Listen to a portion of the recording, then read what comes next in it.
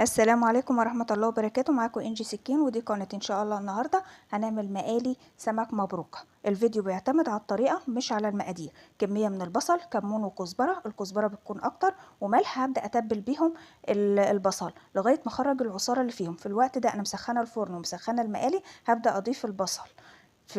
هنا معايا شويه من الكمون وشويه من الكزبره وشويه من عصير الليمون. طبعا الليمون كان عندي متفرز فعملته بالشكل ده.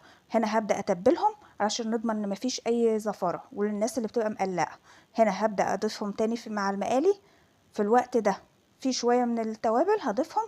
عصير طماطم متسبكه، هبدا اضيف كميه مناسبه لكل مقلايه. وبعد كده هضيف شويه من الزيت.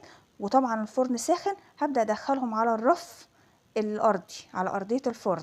طبعا هما ممنوع المقالي تتحط على البوتاجاز على حراره مباشره، لكن في رف في الفرن. لو انا مستعمله عصير طماطم فريش مش هزود ميه. في الحاله دي هضطر ان بعد ما تتسبك شويه هضيف لها شويه ميه لغايه ما تستوي. البصله بتستوي والسمكه بتستوي، هي مش بتاخد وقت، وما شاء الله بتبقى ريحتها جميله. وبالشكل ده طريقه تقليديه وطريقه جميله. هنا معايا السمك ظهر بالشكل ده. استودعكم الله الذي لا تضيع ودائعه.